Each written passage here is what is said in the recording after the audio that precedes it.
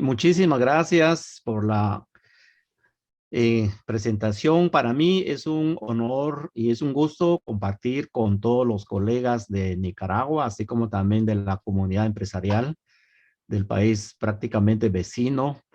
Y vamos a compartir un tema, estimados amigos, que sin duda alguna el tema es el cumplimiento de las obligaciones tributarias sustanciales y formales, la experiencia en Guatemala, pero sin duda alguna es prácticamente un buen porcentaje de una réplica de la experiencia de lo que sería también en Nicaragua, porque partiendo que la forma de aplicar las leyes en nuestros países es parecida, muy parecida, y también las legislaciones son prácticamente una copia de una a otra, solo cambian muchas veces los números de los artículos. Entonces, creo yo que esta parte nos va a ilustrar bastante de la forma en que nosotros trabajamos y ustedes también, y espero que les sirva para algunas reflexiones y obviamente para su haber profesional y que lo puedan aplicar en el día a día de sus actividades. Me voy a permitir compartir la presentación. Solo quiero ver acá el tema de colocar ya la diapositiva y ya, en este momento ya lo tengo aquí. Vamos a darle compartir y ya estamos sintonizados acá. Muy bien.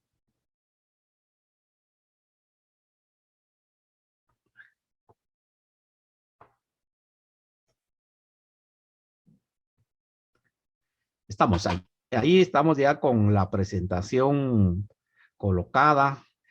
Bueno, el tema cumplimiento tributario de obligaciones sustanciales y formales, la experiencia guatemalteca. Sin duda alguna, este es un tema que debemos de abrir los ojos, no sin antes, yo quiero reiterar una felicitación a los organizadores de este formidable evento porque tiene también como tema lo que es el compliance tributario. Y realmente, amigos, que nosotros, y yo considero que en Nicaragua, partiendo de que andamos muy actualizados en lo que pasa en Centroamérica, Nicaragua es uno de los países que está empezando o ya dando continuidad a lo que es el tema del compliance tributario. Y esto es un aspecto que nosotros los contadores públicos debemos de ir profundizando, ir comprendiendo e ir aprendiendo, porque este tema de compliance tributario, como muchos de ustedes ya lo habrán oído o se va a escuchar en las diferentes exposiciones, ya es un caso que se está aplicando en países desarrollados como Europa. Ahí se han emitido normas especiales para el compliance tributario y tiene como objetivo es de crear la confianza entre la relación y aplicación de la ley ante el fisco, que definitivamente en Centroamérica y parte de Latinoamérica estamos bastante alejados, pero es importante que lo comprendamos y que empecemos a enterarnos en eso, porque realmente, estimados colegas, ese es otro tipo de especialidad de nuestra área de trabajo. Es decir, desde luego que las leyes y las formas de fiscalización en nuestros países no se prestan para un compliance 100% efectivo, pero puede ya empezar a trabajarse y a ver esos puntos del compliance, que es otro panorama totalmente formidable y que lo que busca es crear la transparencia y la objetividad y evitar choques o frontales de la administración tributaria con el contribuyente, de manera pues que me complace mucho ser parte de la exposición de uno de los temas como es el cumplimiento tributario de las obligaciones sustanciales. Y para ello tenemos que comprender desde el punto de vista del cumplimiento tributario, hay una definición técnica hecha por un auditor muy conocido de Argentina, creo que es Dino Harach, nos dice que la obligación tributaria es una relación jurídica ex lege en virtud que es que un contribuyente está obligado hacia el Estado al pago de una suma de dinero en cuanto se verifique el presupuesto de hecho determinado por la ley. Aquí este señor Dino Harach nos ilustra que la obligación tributaria que es la obligación material, o sea, pagar en dinero, surge sí y solo sí ocurre el hecho generador. Ese es un punto bien importante que debemos nosotros comprender. Una ley tributaria debe obligadamente, debe contener la definición de hecho generador. Porque una vez comprendiendo la definición de hecho generador, ya surge a la vida, nace la obligación de pago del tributo del sujeto pasivo, o sea, de los contribuyentes como somos todos nosotros. Desde el punto de vista del cumplimiento tributario, entonces, está referido principalmente al pago de las sumas de dinero, y cuando este autor dice que es una relación jurídica ex lege o ex lege, eso quiere decir, traducido, que es una relación jurídica de conformidad con la ley, de acuerdo a la ley. Eso está dicho en otras palabras. Entonces, para este cumplimiento tributario, se agrupa, en lo tributario se agrupan, valga la redundancia, en dos grandes grupos: la obligación tributaria sustancial y la obligación tributaria formal. Ok.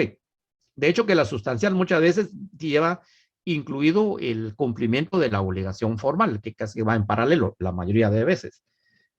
En el caso de la obligación sustancial, que también se le llama obligación material, es la obligación de pagar los impuestos que nos corresponde a los contribuyentes, es decir, es la determinación de la obligación tributaria de acuerdo a los parámetros, a los requisitos y a las exigencias y a las deducciones y obviamente al hecho generador que se determine en la ley tributaria. Es el pago en dinero de los impuestos. Entonces, cuando nosotros hacemos una revisión de cumplimiento tributario, obviamente la revisión del pago de los impuestos, ya sea propios o de terceros, es la obligación sustancial, que es el pago en dinero.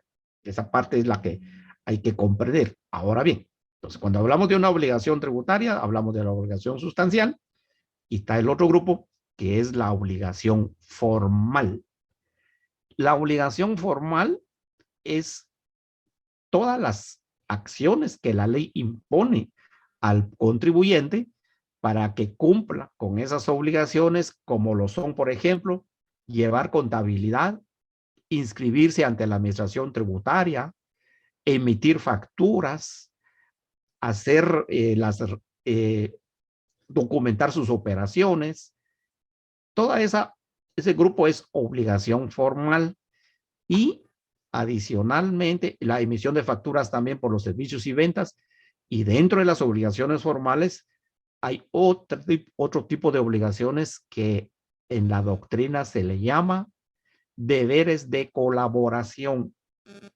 Y en esta parte de los deberes de colaboración, yo siempre he dicho en los diferentes foros que he participado que esos deberes de colaboración que la ley le impone al contribuyente, como son efectuar las retenciones, efectuar las percepciones de impuesto, recaudarlos y trasladarlos al fisco. Vean la característica, es un deber de colaboración. O sea, a cuenta de que yo le tengo que retener a un contribuyente y luego trasladárselo al fisco, si eso lo debería hacer la administración tributaria. Sí, pero la ley me impone ese deber de colaboración. Y ese deber de colaboración, vean las características que tiene. Y eso es lo que es decepcionante. Primero, es impuesto por la ley. Segundo, es obligación hacerlo. Tercero, que si no se hace bien, causa multa, causa intereses, causa mora y puede llegar hasta ser delito tributario. Y saben que es lo peor, que es un trabajo gratuito, es decir, no me pagan nada por eso. Es decir, por eso es que las leyes tributarias son de las más injustas que hay. De hecho, la ley no es ni justa ni injusta, y la ley tributaria es mucho más injusta porque muchos contribuyentes, para cumplir con el deber formal de colaboración, tienen 2 o 3 personas dedicadas exclusivamente a hacer ese trabajo gratuito para el fisco. Yo siempre he dicho, debería decir el fisco, mire, el contribuyente que recaude más tiene un porcentaje de rentabilidad, de pago por el fisco, le va a pagar tanto. Eso no ha ocurrido, al menos en Guatemala no ha ocurrido, y creo que con ustedes tampoco. Entonces, al final, los deberes formales propios del contribuyente, pues está bien, yo llevo contabilidad, presento las declaraciones, etcétera. Pero el deber de colaboración, que es recaudar a cuenta de otros, es un trabajo complicado, es un trabajo delicado, es un trabajo que puede llegar hasta cárcel, y lo peor que es un trabajo gratuito. Ahora bien, ¿lo tenemos que hacer? Obviamente lo tenemos que hacer. Entonces esa parte es lo que viene, si ustedes lo analizan, es la parte injusta de las leyes tributarias, y definitivamente estamos llamados a cumplirla. Entonces, dentro de la revisión de las obligaciones tributarias, entonces ya tenemos la obligación principal, que es la sustancial, y las formales, que son todos esos temas que les estoy indicando para que los debemos de cumplir de manera adecuada. ¿Cómo, qué mecanismos establece la ley para el cumplimiento de las obligaciones tributarias? Bueno, para la obligación tributaria sustancial, o sea, el pago del impuesto en dinero que nos corresponde a nosotros, todas las leyes tributarias dejan en manos del contribuyente, entre comillas, confían en el contribuyente para que el contribuyente elabore la determinación del impuesto, obviamente aplicando para cada tributo según las regulaciones. Si es el impuesto de la renta, determinando la renta bruta conforme a las normas de la ley respectiva, aplicando las deducciones correspondientes, llegando a la renta imponible. A la renta imponible le aplica el tipo impositivo, y es el impuesto que el contribuyente autodetermina, es decir, el contribuyente lo hace. Estimados amigos, aquí ya viene el tema que en nuestra opinión, y debería ser así, y eso debería ser una práctica de todos los contribuyentes, es que en el transcurso del año en que se está corriendo, el contribuyente debería ir revisando mes a mes el cumplimiento adecuado conforme a la ley de pago de los impuestos conforme lo establecen las normas, y no debe ser como consecuencia de que ya cerró el ejercicio, ya declaró y ahora voy a revisar si cumplí bien la obligación. Pues eso sería ya una revisión post declaración.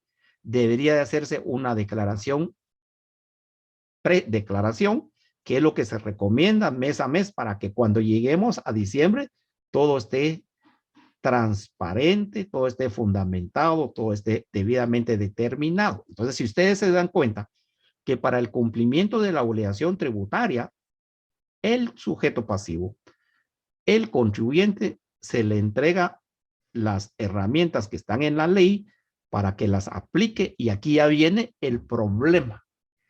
El problema es que el contribuyente, que no debería ser problema, pero eso lo hace la administración tributaria.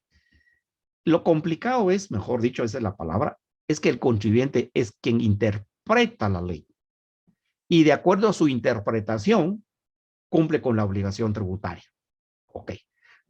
Las inconvenientes y las controversias vienen porque en todos los países las administraciones tributarias cumplen el papel de lo que se le llama el policía fiscal, que estás revisando. Y la revisión de la administración tributaria ocurre posterior a la declaración, 1 o 2 años, 1 o 2 años, exagerando a veces hasta el tercer año, que ya ha vencido, y la administración tributaria por lo regular, desconfía en el contribuyente. El día que alguien me diga, mire, la administración tributaria me tiene confianza, sería un caso milagroso. Eso no ocurre en Guatemala. Cualquier operación que el contribuyente haga en Guatemala siempre tiene el cuestionamiento de la administración tributaria, cualquiera.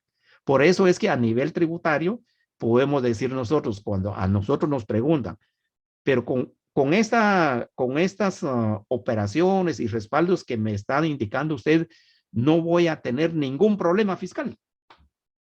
amigos, en base a la experiencia, en base a los años que hemos recorrido en eso, que tenemos más de 30 años, yo les puedo asegurar, el asesor tributario que diga contribuyente no va a tener ningún problema, sinceramente, mete las manos al fuego y se le quema, porque no es así. Lo que se busca en una revisión del cumplimiento de obligaciones tributarias es, si el riesgo fiscal es alto, minimizarlo, minimizarlo, minimizarlo y llevarlo a su mínima expresión de que se encontrará algún problema por parte de la administración tributaria, tenga la seguridad que sí lo va a encontrar, pero ya son situaciones mínimas y adicionalmente son situaciones o son actos que son defendibles desde el punto de vista de la posición del contribuyente. Entonces, para el cumplimiento de las obligaciones tributarias, el contribuyente, que obviamente hablamos de contribuyente en general, sus asesores, auditores, etcétera, lo que deben de hacer es interpretar adecuadamente la ley, y ese es el papel que nos dejan la administración tributaria, que nosotros hagamos nuestra declaración, interpretemos la ley y apliquemos el pago del impuesto conforme a nuestra interpretación. Y aquí viene es el asunto, que la ley, pues, obviamente los que ya estamos en este campo tributario, pues tiene diferentes formas de interpretación. O sea, la interpretación gramatical, la interpretación según la historia de la ley y la interpretación según el espíritu de la ley. Pero en materia tributaria, al igual que en materia penal, la interpretación debe ser de una manera gramatical y una manera vertical. O sea que si en la ley me dice blanco, es blanco. Si me dice negro, es negro. No puedo decir, no, es que ahí quiso decir blanco, pero debe tomarse gris. No, es blanco o negro. O sea, esa debe hacerse en base a una interpretación gramatical. Y aquí es donde vienen los inconvenientes, porque cuando la administración tributaria hace sus revisiones posterior a la presentación de la declaración, el contribuyente interpretó bien la ley desde el punto de vista de la interpretación gramatical, literal, pero la administración tributaria dice, no, este gasto no procede. No procede porque no llena las condiciones de que genera renta gravadas.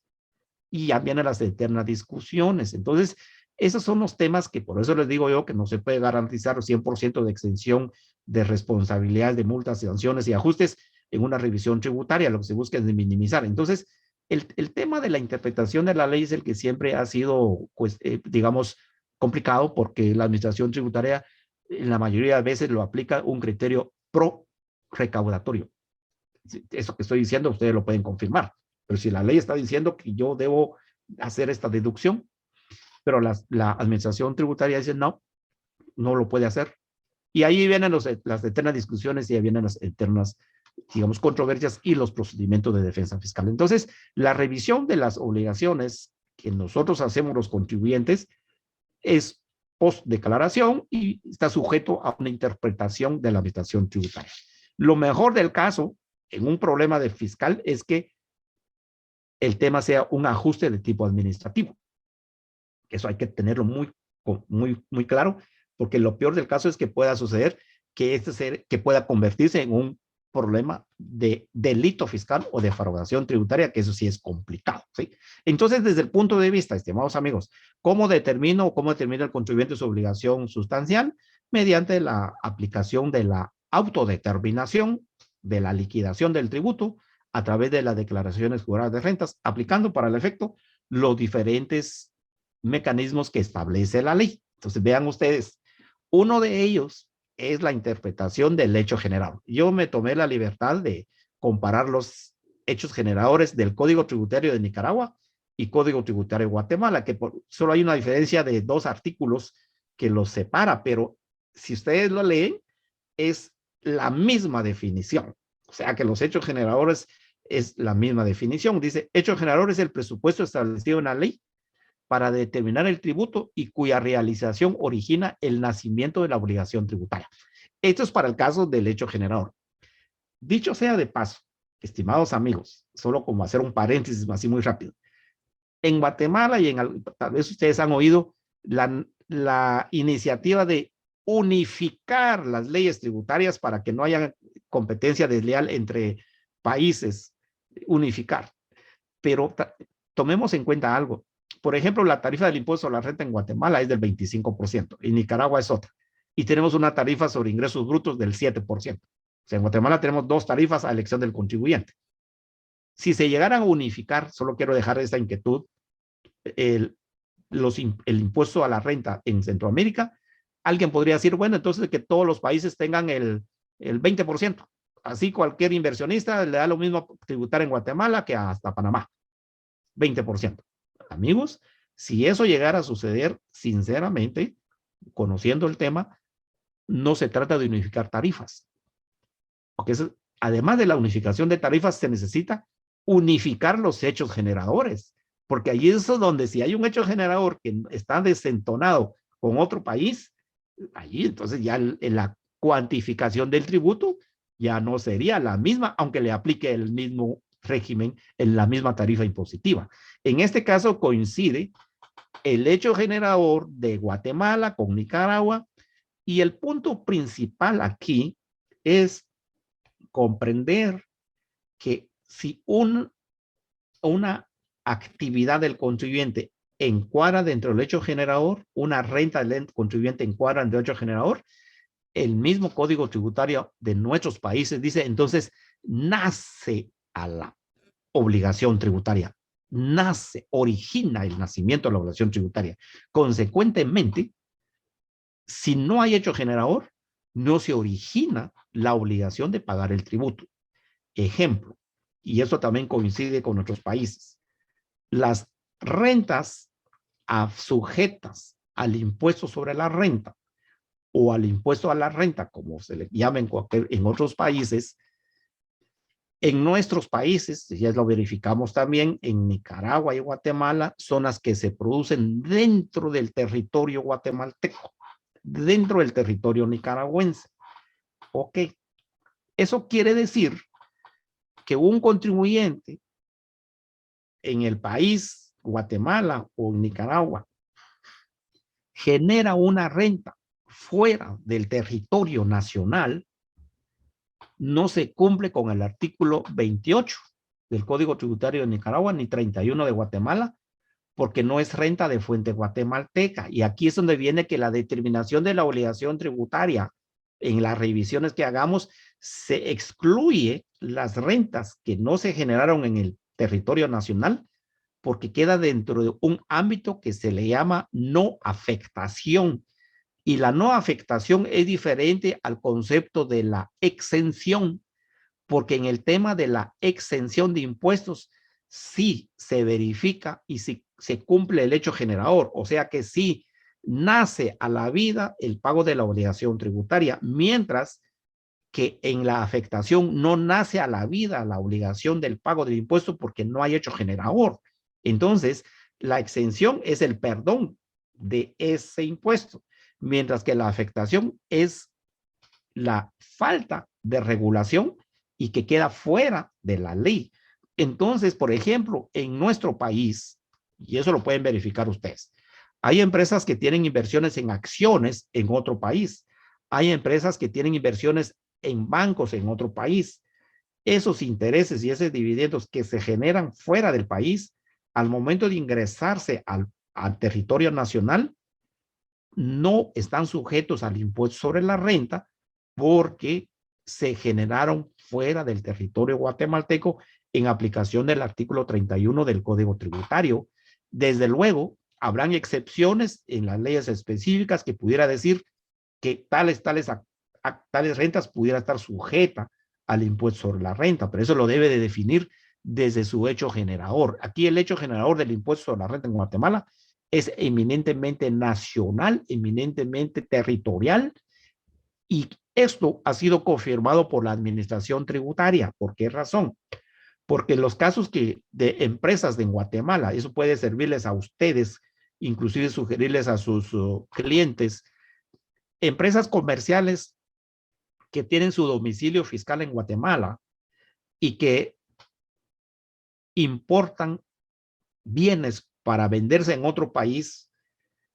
El punto es que la empresa puede estar localizada en Guatemala, importa, adquiere un bien en el extranjero y ese bien en el extranjero resulta que se lo vende a una empresa en Ecuador, en Dominicana, en Colombia, etcétera. Y la forma en que de ciertos negocios es decirle al proveedor, ese bien me lo manda directamente de Estados Unidos a Colombia, de Estados Unidos a Ecuador, pero la factura me lo traslada a mí, porque yo lo estoy comprando el bien. Yo a la vez, de Guatemala, le emito una factura al cliente extranjero y ya le vendí. Si el bien me costó 100, se lo estoy vendiendo en 125. El cliente del extranjero me paga 125 y luego Guatemala ya le paga a su proveedor 100, generando una ganancia bruta de 25 por la venta de ese bien. Esa operación, solo para ejemplificar, no causa hecho generador por el tema de que es una venta, número uno, nunca ingresó a territorio nacional, nunca se importó y la venta fue efectuada fuera de los límites territoriales del país. Es una renta no afecta. Esto es un verdadero tema de casi como que en Guatemala pueden funcionar offshore y posiblemente también en Nicaragua pueden funcionar así. Para respaldar a nuestro cliente, el Código Tributario de Nicaragua también lo tiene, es que hemos obtenido opiniones vinculantes de la Administración Tributaria en la que confirma que este tipo de operaciones que les estoy indicando queda fuera de las regulaciones del impuesto a la renta. Consecuentemente, no pagan ni impuesto a la renta ni impuesto al valor agregado porque son fuera de los límites del territorio guatemalteco. Entonces, si se dan cuenta, comprender bien el hecho generador es importante para el cumplimiento de la obligación tributaria para no pagar lo que no debe pagarse. Y para una mayor certeza, con una opinión vinculante de la Administración Tributaria, se respalda al contribuyente y así ha pasado. Y llega el auditor fiscal. El auditor fiscal aquí, si llegan 10 auditores fiscales de la Administración Tributaria, son 10 criterios. Así, tal vez estoy exagerando, pero así es. Cada auditor aplica su criterio diferente. Entonces, desde ese punto de vista, con la opinión se cierra posibilidades de ajuste porque está debidamente fundamentado y la opinión surte efecto vinculante solo para el contribuyente. ¿Cómo se extingue la obligación tributaria?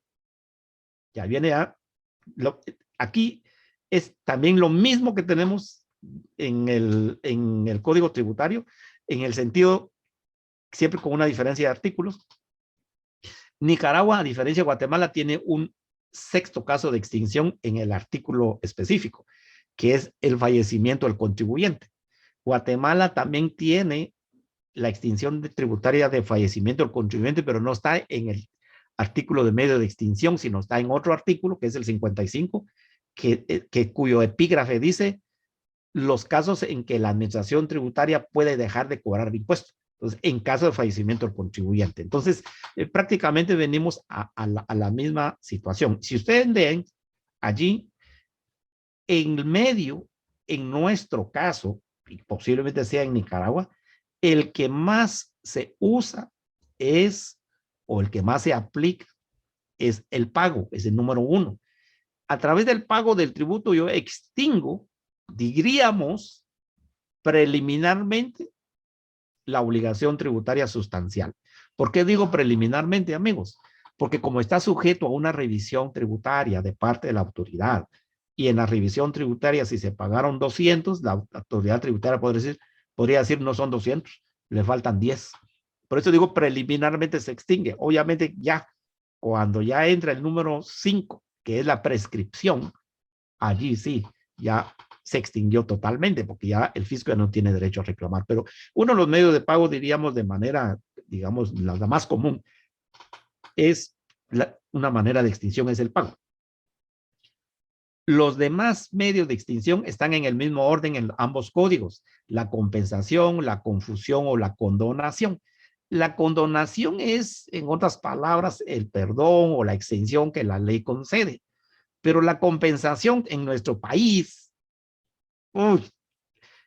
el Código Tributario dice, se pueden compensar créditos líquidos y exigibles del contribuyente hacia la administración tributaria, se pueden compensar. Pero el término de líquido y exigible se ha interpretado y es la interpretación que le da la administración tributaria, no está en el Código Tributario, sino es la interpretación. Líquido exigible es cuando se tiene una resolución de la autoridad tributaria en la que confirme que el crédito ya es favorable para su devolución o acreditamiento al contribuyente. Entre tanto, el contribuyente puede tener $1.000.000 en su cuenta de como crédito fiscal, pero no lo puede compensar si no ha sido resuelto por la administración tributaria. Y entonces en ese encadenamiento que hay entre pedir la resolución en nuestro país, pedir una compensación de créditos que tenemos, estimados amigos nicaragüenses, no lleva menos de 6 años en el mejor de los casos.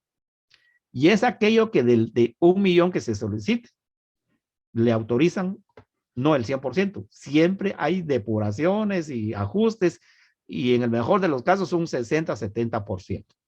En el peor de los casos es que el contribuyente ha pagado más después porque le dicen, mire, están esos gastos que no se le aceptan y pague la diferencia. Entonces, al final, esos son los temas que tenemos. En el tema de la prescripción, también ocurre, ustedes revisen esa parte porque eso es bien interesante que lo comprendamos. En nuestros países la prescripción, tanto en Nicaragua como en Guatemala, es de 4 años, el plazo de prescripción. El plazo de prescripción, pues, es el derecho durante el tiempo en el cual la administración tributaria puede hacer ajustes, hacer auditorías, formular reparos, formular sanciones, etc. Transcurrido ese plazo, pierde ese derecho. Ok. Si les hacemos una pregunta a todos nuestros asistentes, es decir, ¿a partir de qué año yo debo de destruir documentos? Pues hacemos los plazos de 4 años, 2020, 2019, 2018, 2017. Entonces la decisión puede ser del 2016 y años anteriores, mételes, écheles fósforo y gas y quémelos, porque ya prescribió. Momento. Se tiene que revisar varios aspectos. Uno de los principales es revisar que no haya ocurrido un acto de interrupción de la prescripción, porque el Código Tributario establece que un acto que interrumpe la prescripción puede ser la rectificación, la solicitud de devolución, la notificación de una resolución, y ese acto tiene como consecuencia anular todo el tiempo atrás y a partir del acto interruptivo se empieza a computar los 4 años.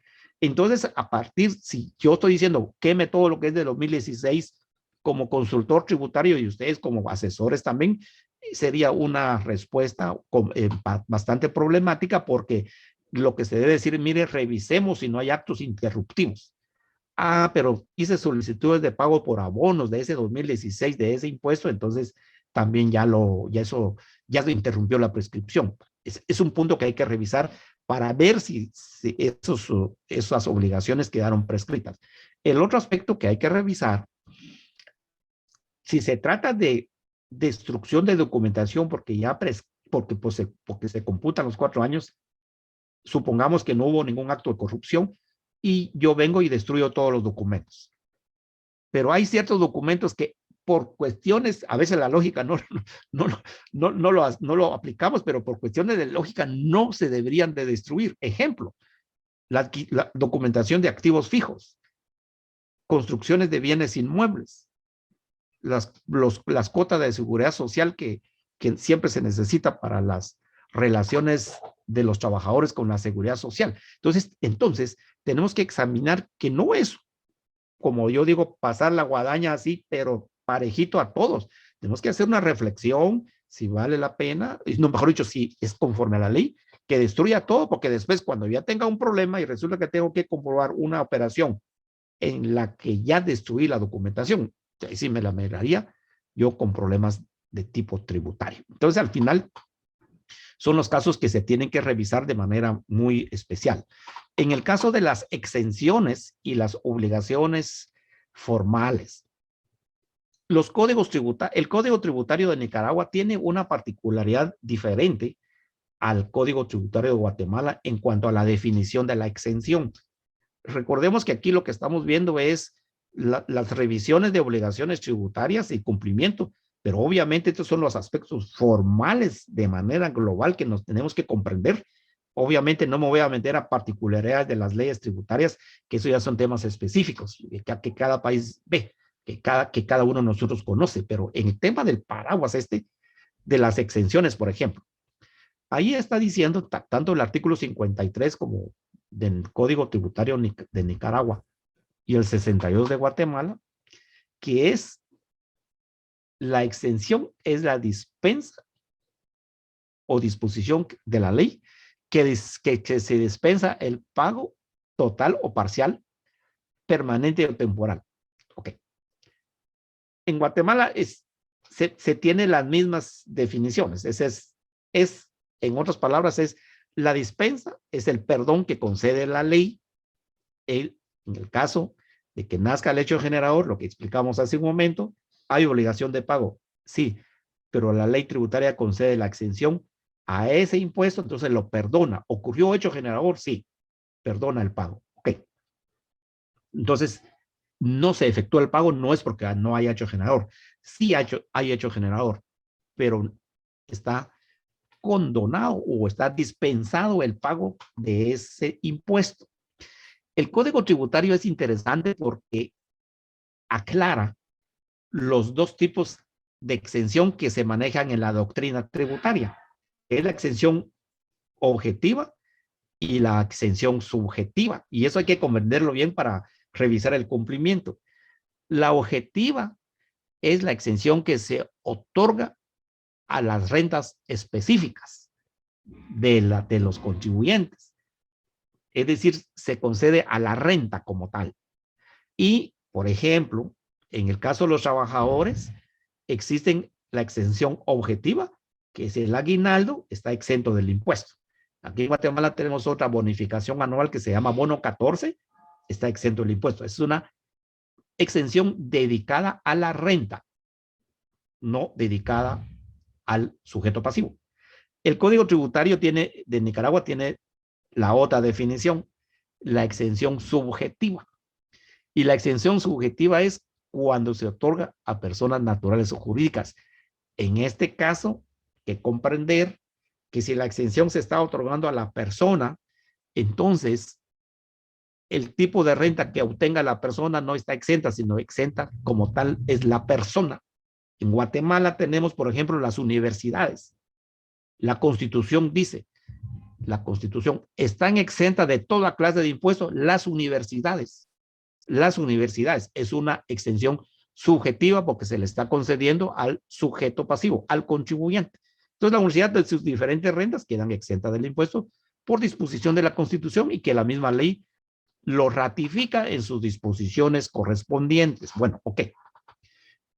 Y en este caso, recordemos, estimados amigos, y eso es lo que ha dado problemas en Guatemala, posiblemente algunos problemas en Nicaragua, pero por el hecho de que Nicaragua tiene una claridad más en su redacción, cuando al final los últimos 4 o 5 párrafos de la diapositiva le dice, no obstante, la exención tributaria no exime al contribuyente de los deberes de presentar declaraciones, retener tributos, declarar su domicilio y demás obligaciones.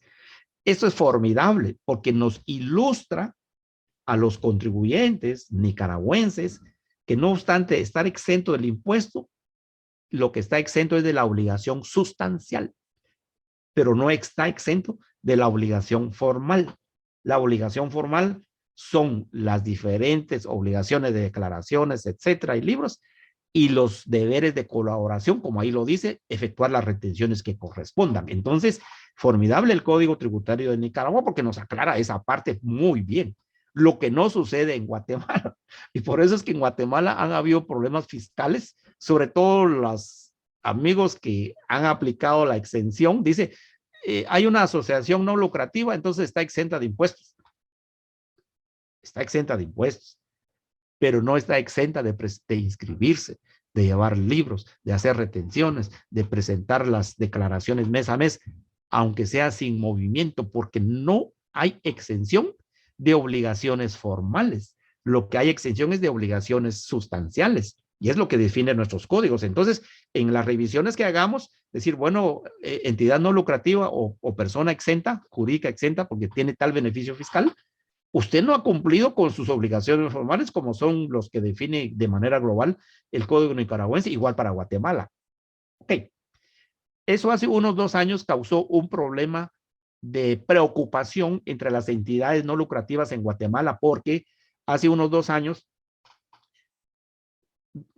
para acá, la administración tributaria, antes de esos 2 años, inscribía a todas las entidades no lucrativas, los inscribía en el registro tributario unificado como entidad exenta.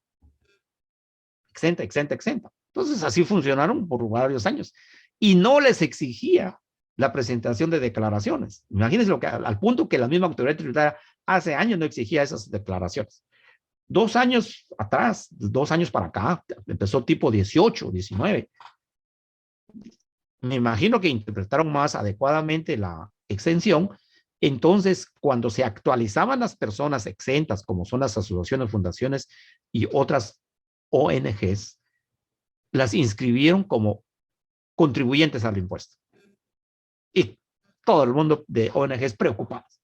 Mire cómo es eso que ya cambiaron la ley porque ahora me inscribieron como contribuyente y antes me inscribían como exento. Entonces ya no voy a estar exento del impuesto, ya no voy a estar exento de eso. No es así. La ley, el RTU no es superior a la ley. De hecho, amigos, una entidad exenta, como lo que dice allí el contribuyente exento, es contribuyente. Lo que pasa es que nace el hecho generador, pero está perdonado. Entonces su calidad de contribuyente es contribuyente. Entonces en unas conversaciones y conferencias que les impartimos a estas personas, les indicamos, de hecho tenemos esta información en nuestro canal YouTube, de las obligaciones de las entidades no lucrativas. Sí están gravadas con el impuesto a la renta. Sí están afectadas con el impuesto a la renta, pero no pagan impuesto porque el artículo 62 les concede la exención y además las leyes específicas conceden la exención. Eso no ha variado. Lo que sí tienen que tener cuidado, lo que está clarísimo en el Código Tributario, me gustó eso, es cumplir con sus obligaciones formales, presentar declaraciones, etcétera, etcétera.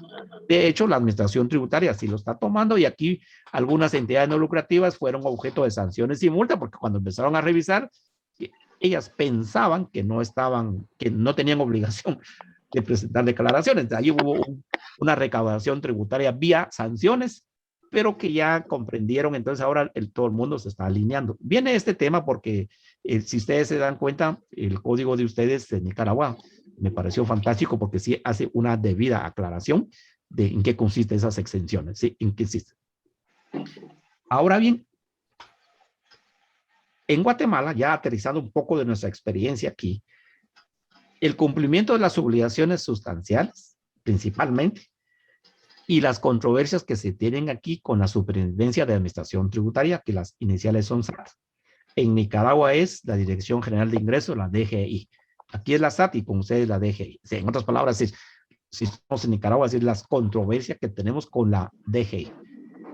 La SAT en Guatemala y como la ley de ustedes con la DGI, le impone a la administración tributaria, la ley le impone a la administración tributaria su ley de creación como el ente recaudador y fiscalizador, formular ajustes, sanciones y presentar denuncias de tipo penal tributario.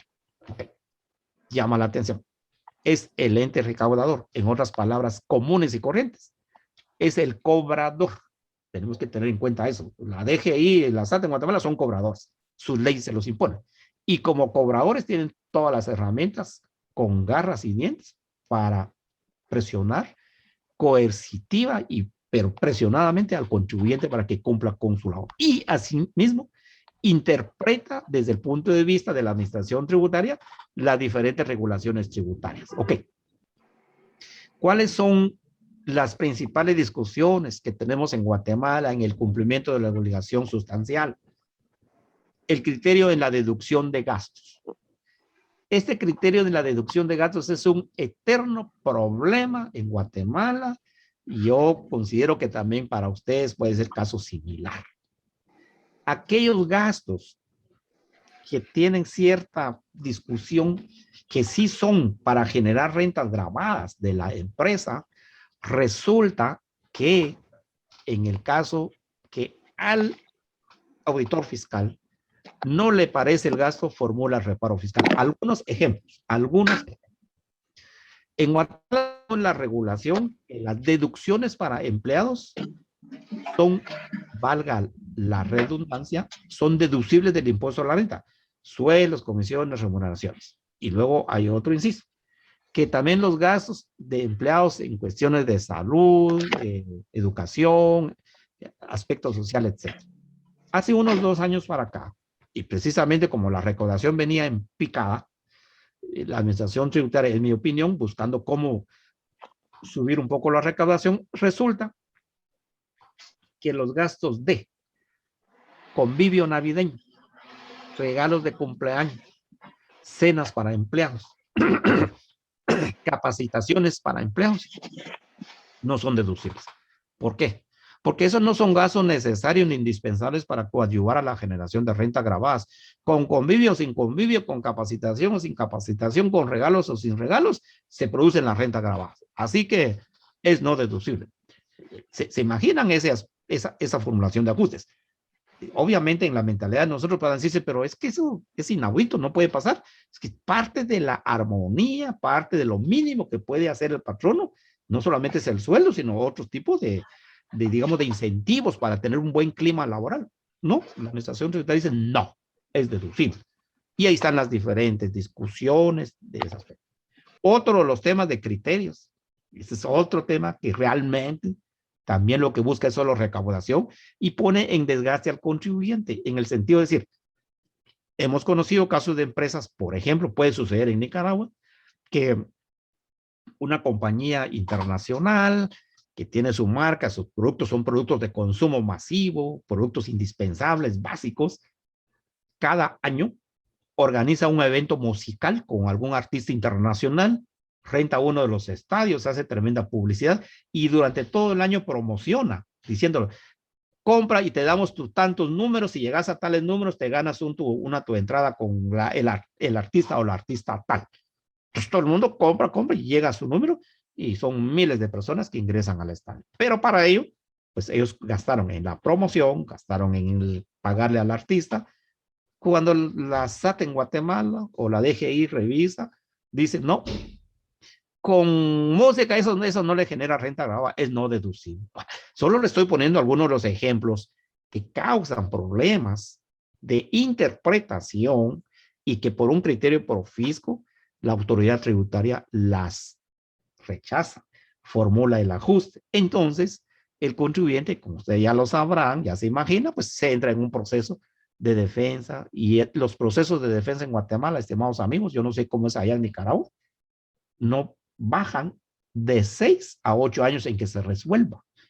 Nosotros tenemos varios casos de lo que estamos diciendo y llevan 3 años, pero ni siquiera por señas se está resolviendo. Hay mucha mora en la resolución de los conflictos tributarios. Entonces, en el caso de las discusiones que tenemos aquí con la administración tributaria, es principalmente con los gastos, principalmente. Por eso es que en una revisión fiscal del cumplimiento de obligaciones, lo que nosotros en Guatemala, yo considero que también pueden hacer ustedes en su país, es advertirle al contribuyente. Si bien es cierto que a nuestro criterio, al criterio de ustedes, las deducciones están bien, pero los riesgos fiscales de los gastos A, B, C, D pudiera ser este problema. Entonces ya esperemos que la administración tributaria llegue y pues comparta el criterio, si no, pues hay que entrar a una defensa fiscal. Otro de los temas es la clasificación de rentas de actividades económicas. Aquí, al igual que en Nicaragua, tenemos rentas de actividades económicas, aquí le llamamos renta de actividades lucrativas, cambia de nombre, que es todo el hábito de comercio, industria, servicios, etcétera. Y luego están las rentas de capital y las ganancias de capital. Aquí hay una particularidad con las ganancias, con las rentas de capital. Por ejemplo, dice, son intereses, los intereses son renta de capital. Los arrendamientos de bienes muebles o inmuebles son renta de capital. Pero la ley extrae de renta de capital y lo traslada a renta de actividad económica y dice, cuando el contribuyente se dedique habitualmente a comerciar con esos bienes, entonces no es renta de capital, es de actividad económica o de actividad lucrativa, cuando es habitualmente. Entonces, los problemas son que cuando la administración tributaria revisa a un contribuyente, nosotros también lo hemos revisado y ha cumplido con sus obligaciones sustanciales y formales, está bien, pero eso es lo que la administración tributaria revisa y dice, no, usted está dando en arrendamiento de inmuebles, pero en su patente de comercio ni de sociedad no dice que se puede dedicar a arrendamiento de inmuebles e inmuebles. Entonces no le aceptamos esa clasificación, tiene que trasladar renta capital pagando el 10%. Otro criterio. El otro criterio es que usted vendió 50 millones de dólares o quetzales o la moneda que sea, pero los ingresos por renta de inmuebles de esos 50 millones solo representaron, no llega pero ni a $500,000. Y como no es su actividad principal, no paga renta capital. Pero si ustedes se dan cuenta, si la interpretación, si se lleva de manera literal, cuando el contribuyente dentro de su giro habitual realiza actividades de arrendamiento y percibe intereses habitualmente, entonces no es renta capital, es renta actividad lucrativa. Dentro de su actividad habitual. La ley no dice que sea principal. La ley no dice que esté en su patente de comercio. No lo dice. De hecho, en la patente de comercio hay una cláusula que ustedes ya lo saben en la escritura de constitución que dice y la empresa puede dedicarse a cualquier otra actividad de lícito comercio. Pues ahí cabe todo. Entonces, esas son las discusiones que obviamente nos han llevado a defender las posiciones de los contribuyentes y ese es un aspecto de no acabar. Criterio de cumplimiento de obligaciones formales en las facturas. En la ley del impuesto al valor agregado le dice al contribuyente, sus facturas las debe de adquirir que tenga la descripción del bien y la descripción concreta del servicio, si es bien las unidades y precio unitario.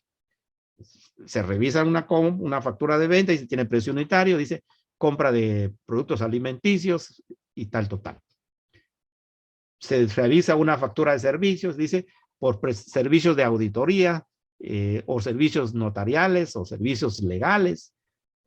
Los servicios, problema.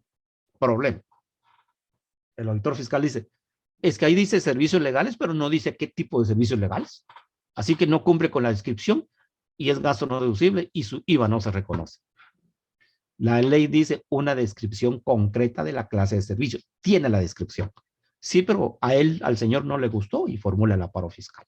Entonces, es un tema que ha causado mucho problema. Y el último que no se ve mucho en la diapositiva es la bancarización en materia tributaria.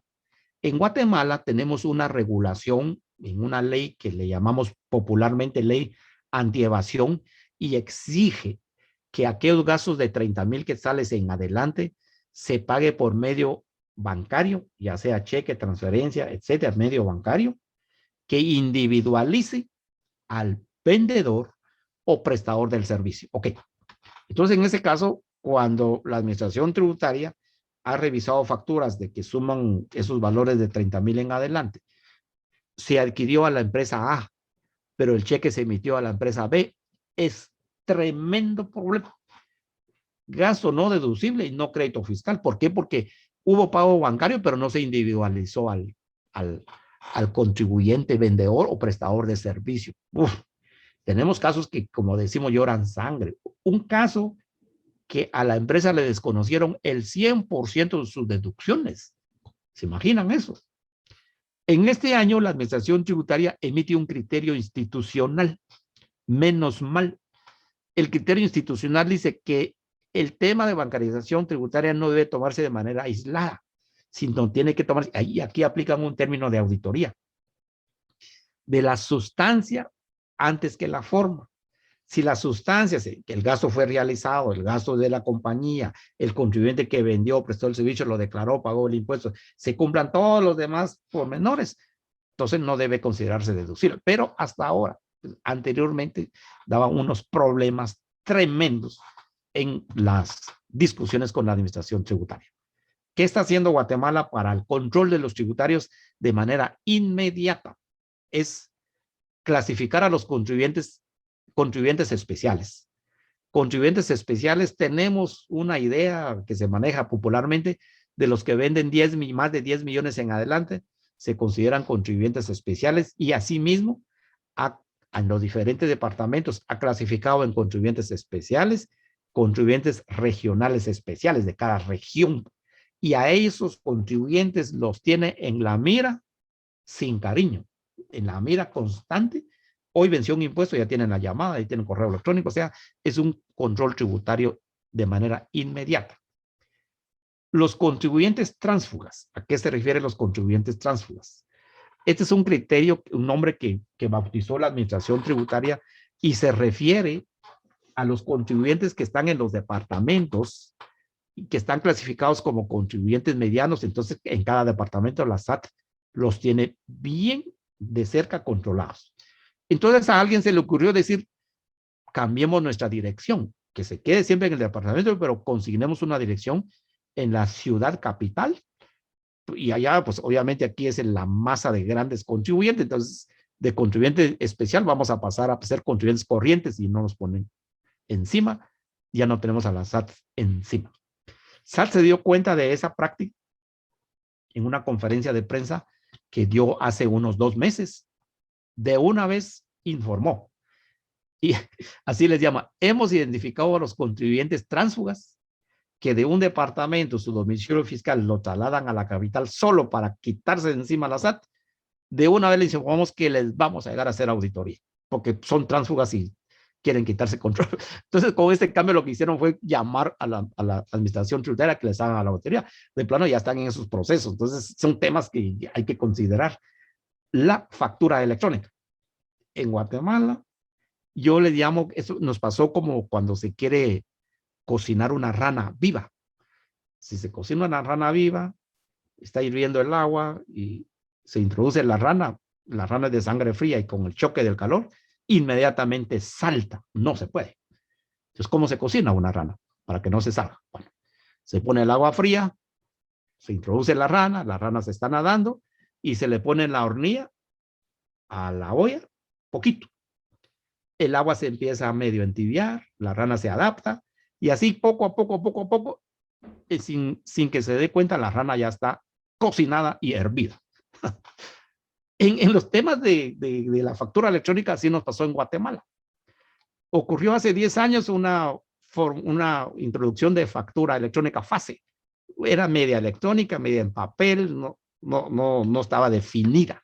Imagino que puede pasar ahí por Nicaragua. Entonces, si ya viene por ahí, ya van al paso de factura electrónica. Luego se introduce la factura electrónica FEL hace 3 años. Y decía, la FEL solamente es para los contribuyentes especiales, o sea, los grandes contribuyentes. Entonces dijeron los pequeños, que bueno, yo soy pequeño, no me toca. Luego la administración tributaria emite un acuerdo diciendo, los otros contribuyentes que son medianos también ya tienen factura electrónica. Y luego a partir del 1 de julio, o sea, ahora todos tenemos factura electrónica. Desde el 1 de julio de este año, el reglamento del impuesto al valor agregado establece los contribuyentes que se inscriban por primera vez a una actividad económica, la administración tributaria solamente les autorizará factura electrónica.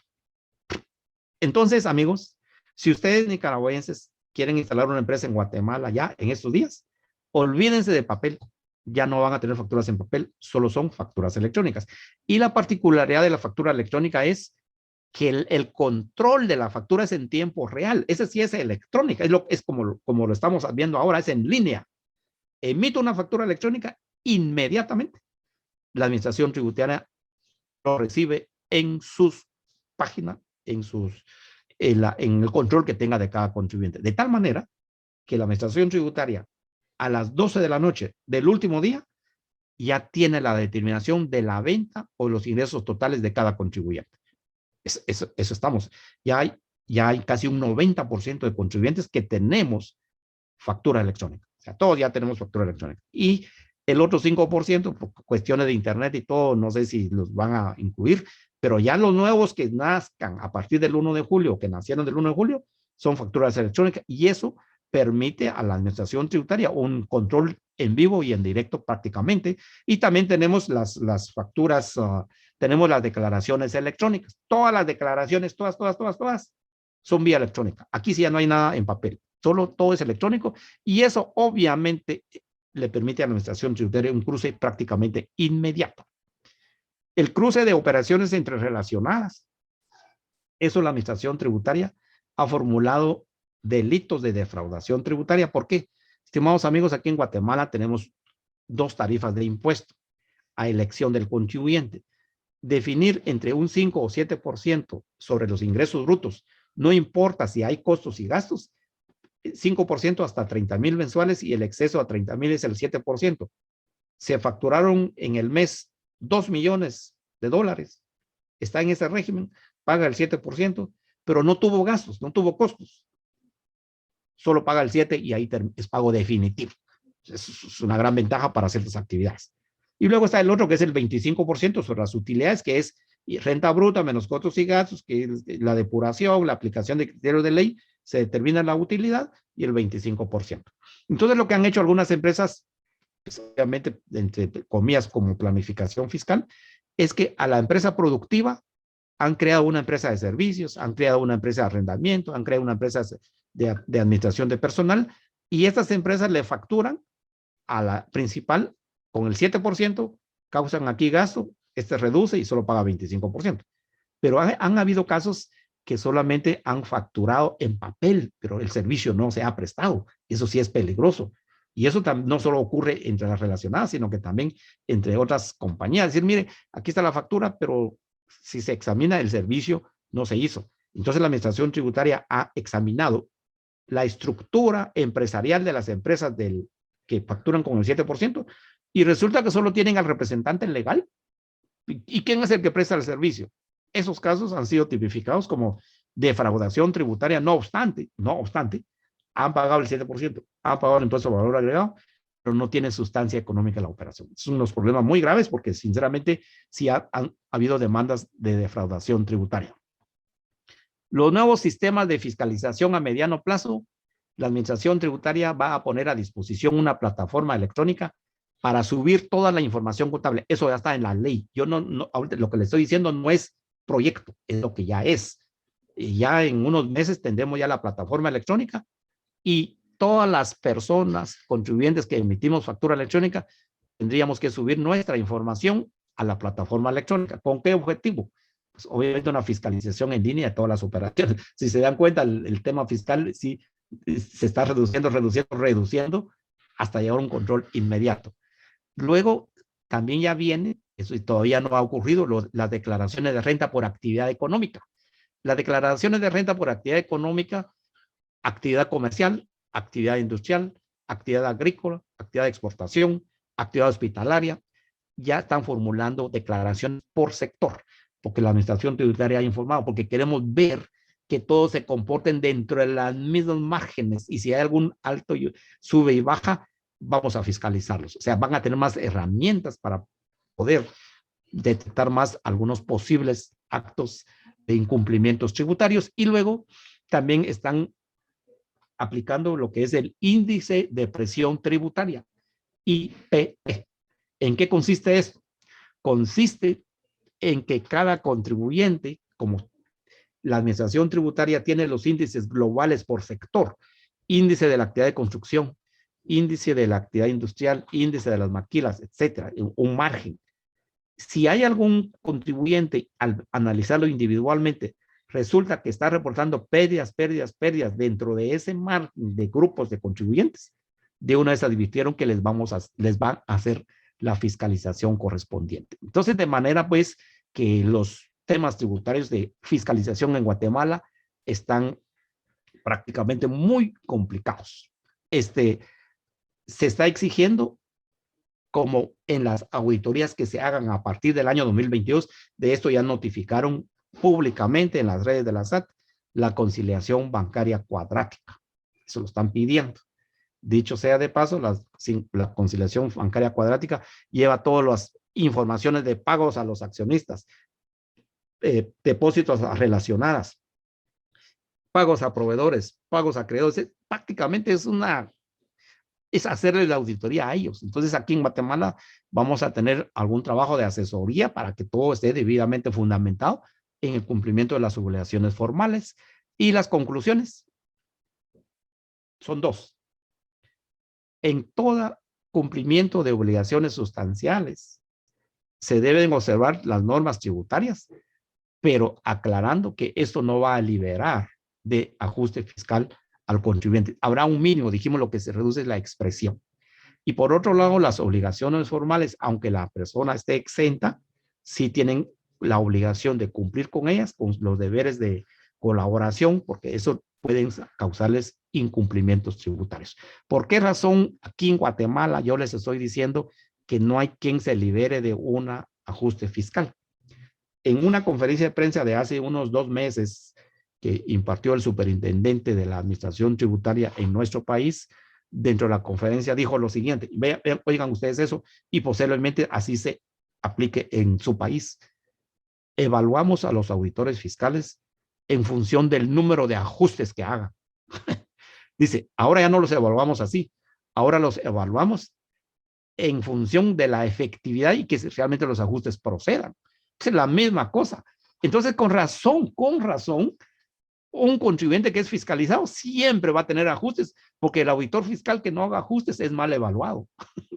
Por eso digo que siempre hay ajustes, por mucho que se busque y se documente, pero lo que buscamos, amigos, es disminuir el riesgo tributario. Siempre vamos a tener un riesgo mínimo, pero es lo que queremos evitar, es el mayor riesgo. Yo espero que con esto les haya ilustrado y ustedes comprendan algunos puntos que ustedes no aplican, que ya los estamos haciendo aquí en nuestro país. Tomen en consideración que ya pronto puede llegar a Nicaragua y esta información les puede servir para anticiparse a tomar sus medidas regulatorias de precaución y revisión correspondientes. Les agradezco mucho su atención y quedo a la orden si es que hay un foro de preguntas y respuestas. Gracias.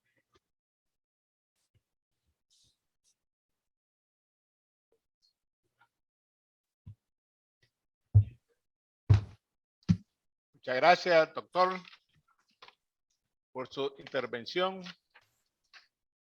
Máster Oscar Chile Monroy. Vamos a ver aquí las preguntas que tengamos. No hay pregunta. La imponibilidad de convenio entre particulares que afecte, ¿qué efectos tiene sobre la base de imponible para el cálculo de un impuesto? Dice. ¿Me lo puede leer nuevamente? Perdone, doctor. Correcto, no hay problema. La imponibilidad de convenios entre particulares, ¿qué efectos tiene sobre la base imponible para el cálculo de los impuestos? Bueno, yo revisé el código tributario de ustedes y al igual que el código tributario guatemalteco, los convenios entre particulares no son oponibles a los intereses fiscales. O sea que si un convenio entre particular tiene como objetivo disminuir una carga tributaria, eso no tiene validez. Prevalece la determinación del impuesto conforme al código tributario. Ok, gracias. Igualmente. ¿Alguna otra pregunta? Para los colegas que están participando en este segundo encuentro, si tienen alguna pregunta, también pueden hacerlo por escrito, que posteriormente se la estaremos contestando. ¿Hay alguna participación? Sí,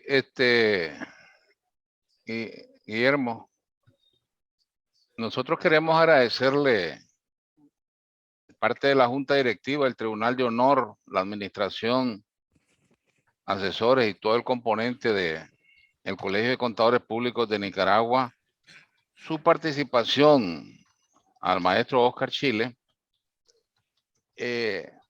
por ese apoyo que siempre, y esa disponibilidad de siempre en estar muy de cerca con nosotros y no dudar en participar en estos eventos, en estos congresos del Colegio de Contadores Públicos de Nicaragua. Queremos manifestarle que estamos a la orden siempre y agradeciéndole su participación. Muchas gracias, colega.